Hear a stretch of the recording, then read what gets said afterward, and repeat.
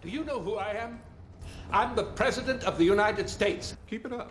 I'll spray you in the face. Bitch-ass white boy. Yo, welcome to another Untimely review. It's the end of the Xmen trilogy, so let's see if it ended on a high note or felt like a complete waste of time. So, let's just get right into the story. Major spoilers for the end of the mutant trilogy, until we got two different spin-off series, a movie that bridges timelines, another trilogy, and a movie that took like 6 years to come out. We begin 20 years ago in a suburb. You can tell it's a suburb because it is both overwhelmingly boring and Caucasian. A car pulls up and we get a reveal of a digitally aged Professor X and Magneto, who both look like CGI video game characters, and we see that they're there to meet young Jean Grey.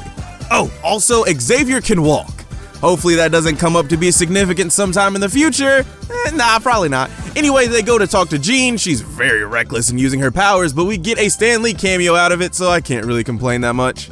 Then we jump 10 years in the future, and we see this kid named Warren trying to cut his wings off. Very on the nose there, movie, because his dad is a dickhead who doesn't want his son to be a mutant. We get some nice science stock footage and our title card. Then we time travel to the not so distant future, which is not very specific, and there's action, there's explosions, and there's short hair Halle Berry, which is the best Halle Berry. But there's no time to be horny on Maine. The X-Men are fighting for their lives. I mean, Logan is busy trying to light his cigar, but come on, it's gotta be serious. Colossus and Logan do a fastball special, which I am so happy they did in this movie, and we see that it was all just a training exercise. When we pick up with Cyclops, he's got PTSD from, watching his girlfriend die. And then we pick up with even more relationship issues with Rogue and Iceman fighting. Cyclops and Logan talk for a bit. Cyclops finally gets a good line in. Not everybody heals as fast as you, Logan. Wait, what? And at the Department of Mutant Affairs, which seems like a very toxic name for a place, we finally see Hank McCoy, aka Beast. Just a big old teddy bear. Like Sully, but at the end of the movie. And probably responsible for several furry awakenings. He's flexing and reading upside down, just because he can, when a lady comes in to tell him that a meeting has started. In that meeting, we find out that the US government captured Mystique. The guy interrogating her sucks at his job, and we get teased about what she stole from the FDA. Picking up with Xavier, he's giving a bootleg version of the "with great power comes great responsibility" speech, but stops when he feels a mental disturbance. We get to see Storm again. Let's just hold here for a few seconds. Okay, she talks to him about why she thinks that they shouldn't still be in hiding. We see that Hank has dropped by to tell them that a pharmaceutical company has created a way to suppress the mutant gene. The announcement happens at Alcatraz. For some reason, that's cool that they turned a defunct prison into a medical research facility, but the optics, they do not look so good. We get a couple scenes of seeing how different groups of mutants feel about the cure. We see Magneto giving another fire speech, and I don't know who this is. IMDb says her name is Callisto, and even though I don't know anything about her, she's getting a card. Callisto, my speedy bae. But before I can simp any further, we see Mystique just being the most annoying prisoner ever. While getting transferred somewhere, Hank visits the lab at Alcatraz, and we see that the cure is coming from the DNA of this kid, Jimmy, aka Leech. Xavier and him are twinsies. Once Hank leaves Jimmy's room, we see Cyclops going back to Alkali Lake since that's where the voice has been leading him. He shoots his eye beams into the lake in anger, gets knocked back after something comes up from the lake, and somehow it's Jean. What? So she's alive again, or was never dead, and was just chilling at the bottom of the lake until Scott hit her with eye pew-pews. I don't know, whatever. Xavier knows something's wrong, so he sends Logan and Storm to go check it out. They get there, let me just pause one more time. Okay, cool. They find Jean and take her back to the school. We find out that Jean has dual personalities and that one is called the Phoenix, which is an interesting take on the character, but I'll talk more about that later. Xavier is trying to keep the Phoenix in check, but Logan's mad about it and walks out. We pick up again with that kid from the beginning with the wings, and we find out that his name is Warren, aka Angel. This dude is the biggest in-your-face metaphor I've ever seen. In summary, he's corny. And he's the first to go through the procedure of the cure, and there's no anesthetic, no towel for his mouth, no nothing. And because of the high stress of the situation, he just jumps out the window and flies away. In the middle of nowhere, Magneto is freeing Mystique from her mobile prison and ends up freeing Jamie Madrox, aka Multiple Man. He's the one-man and Kane Marco, aka Juggernaut. Somehow he's Professor X's stepbrother. Still don't understand that. But before everyone can get out, we find out two things. One, that the US government is using the cure as a weapon, and that Mystique takes a shot from Magneto and she loses her powers because of it. And because she's not a mutant anymore, Magneto just leaves her there. Is this nigga serious? Very dick move that I don't think he would have done. Seems very out of character, but okay. We see Hank resign from his position in the government. Logan is looking over Jean's body, and it's at this point that I realize that no one said anything about Cyclops' glasses just floating there. We don't even know if they found his body. This dude could have just been bleeding out somewhere in the forest and they just left him there. What's even worse is that Jean and Logan start getting PG-13 nasty right when she gets up, and it takes Logan actually using his brain for once to stop it. Jean starts talking crazy about Xavier, then snaps out of it, and oh, okay, this is where someone starts asking about Cyclops. Cool, I just had to wait like 3 more minutes. Jean asks Logan to kill her before she kills someone else, then snaps back to her Phoenix personality, knocks him out, and leaves. Back with Magneto and his Brotherhood, we see Juggernaut with his helmet off, and this movie just keeps giving me reasons not to like it. But ooh, Callisto comes to tell Magneto that she's detected something. Logan, Storm, and Xavier all go to Jean's childhood home because I guess off camera they found out where she's went. Magneto's there too because he loves a good conflict. And so Magneto and Xavier go in, see Jean sitting there like she's still in her emo phase or something. Cut my life into pieces! Xavier is not good at trying to calm her down at all. Logan and Storm fight the Brotherhood outside, and unfortunately, my two favorite characters in this movie fight, but no matter who wins, I lose. Jean makes Xavier not feel so good, Magneto takes her with him, and Storm and Logan mourn for Xavier. We pick up at Xavier's funeral, and even though we've seen this character played by 3 different actresses in 3 different movies at this point, this is the first time we really get to see her talk, so now's the best time to talk about Kitty Pryde, aka Shadowcat, but that name sucks. Anyway, Miss Where We're Going, we don't need doors. Powers are OP, but definitely wouldn't work how you think they would. And was Star-Lord, wait, that can't be right. Well, the wiki said it, so was Star-Lord, I guess. Anyway, again, Iceman takes Kitty to go ice skating to cheer her up, and of course, his girlfriend Rogue has to see it, and this seems to be her "you ruined it and I'm leaving" moment, and decides to leave to get the cure. Wolverine tells her, yeah, go ahead, I don't give a shit as long as you're doing it for yourself, so she leaves. We switch to seeing Magneto's encampment, and Jean and Magneto talk for a little. Nothing important comes of it though, so whatever. Back at the school, we see Warren show up. Iceman goes to check on Rogue and finds out that she dipped out. Logan starts hearing Jean's voice like Cyclops did, and then he dips out to find her. Iceman goes to a place where they're giving out the cure to search for Rogue, and then we see that Pyro, who has been nothing but a dickhead this entire movie, is also there. And for someone who can't even create fire, he sure does talk a lot of shit. He fire blasts the place where the cure is, no doubt harming mutants, but I guess that's fine to Magneto now since he's using it to start a war as long as there's still a cure. Oh, I didn't mention this earlier, but this guy's name is Bolivar Trask. He's not getting a card because all I know is that he made Sentinels, which makes him a bad person. And the only reason that I'm actually bringing him up now is that his name is Bolivar, and that's just super funny to me.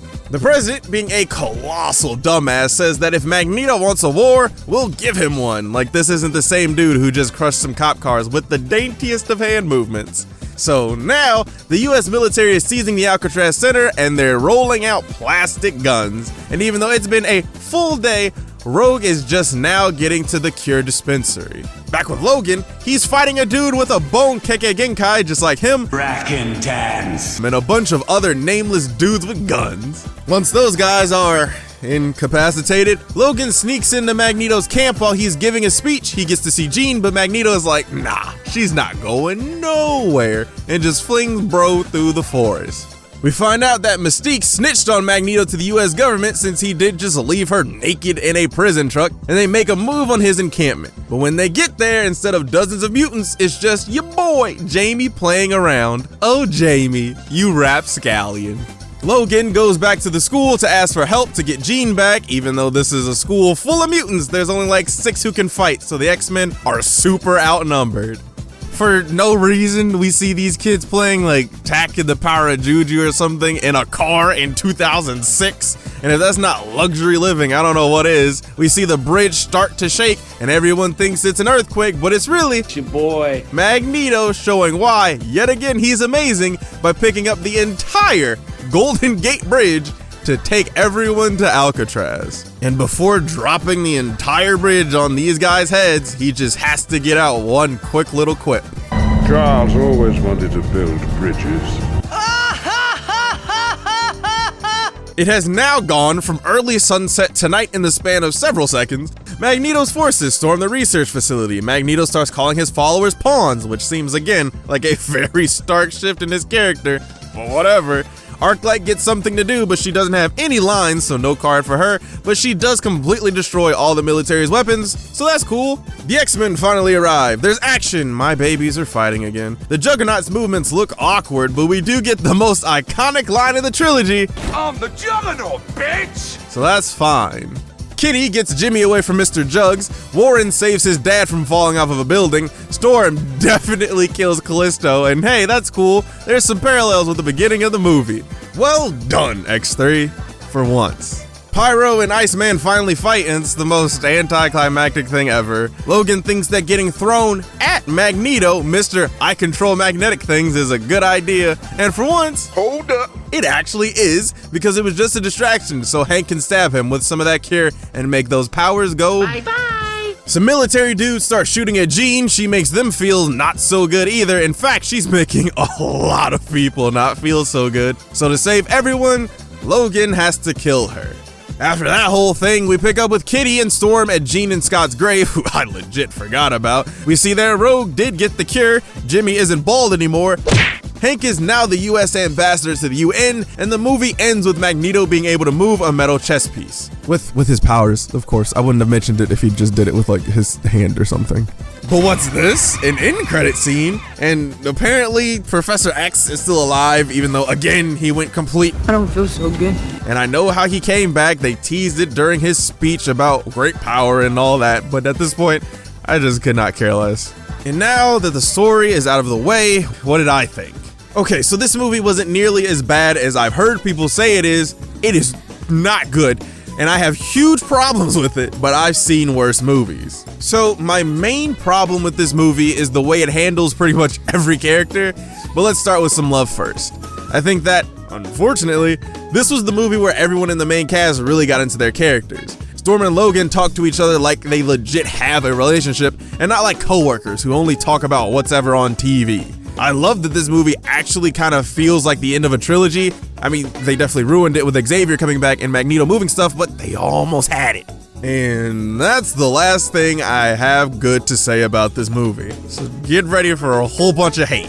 Alright, so the subplot with Warren was so corny and heavy-handed that I couldn't believe it was even in the movie. It's not even really part of his character, as far as I know, to have tension with his dad like he does, or to feel ashamed of being a mutant so late in his life, so him spreading his wings and flying away just came off as super corny.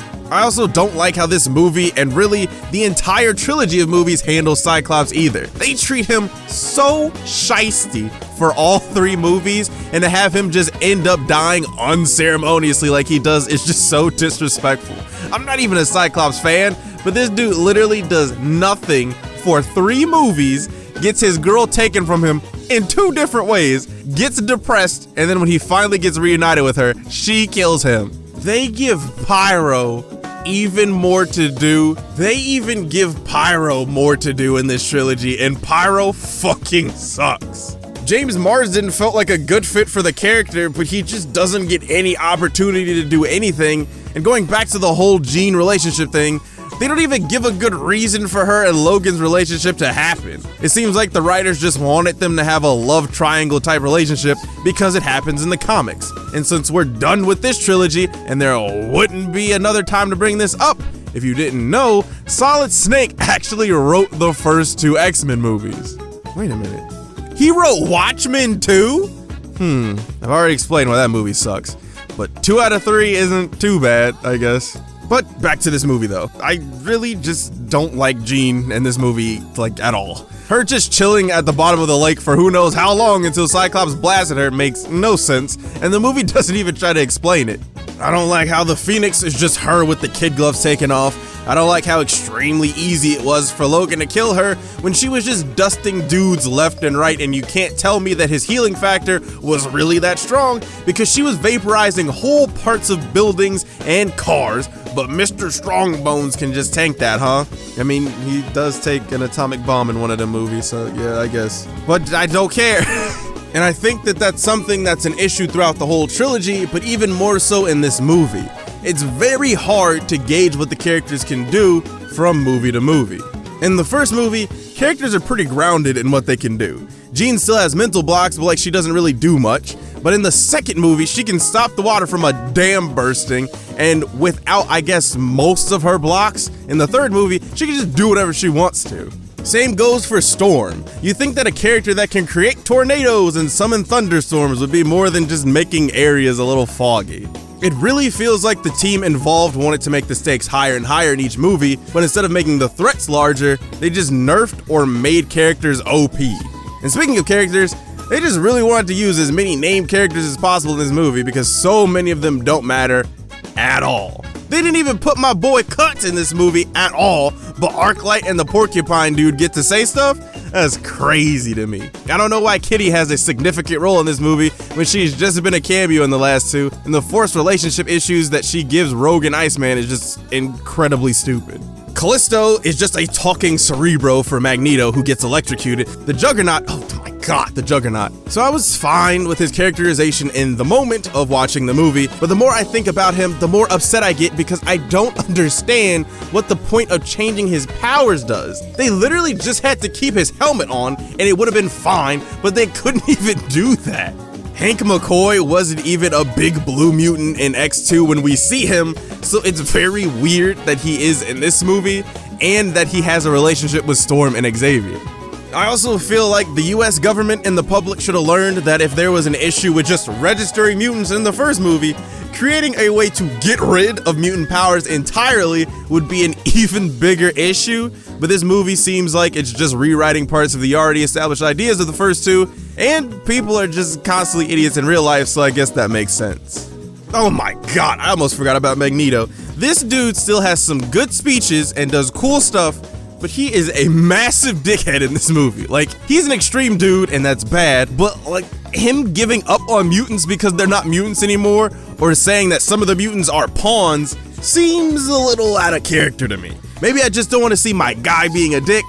Well, more than usual, I guess. Yeah, that's probably actually it. Logan isn't asleep in this one though, so that's good, I guess. Listen, this is the worst of the trilogy, but really only because the writing just isn't there. At the time, if I had seen these movies, I would have been so mad thinking that this was the last time we see these characters, but luckily, we get to see them a few more times. If you haven't seen this movie, I'd say just keep it that way. Again, this isn't the worst movie, the worst superhero movie, or even the worst X-Men movie, but X2 does end on a better note, and if I remember correctly, they pretty much just wrote this movie out of existence anyway.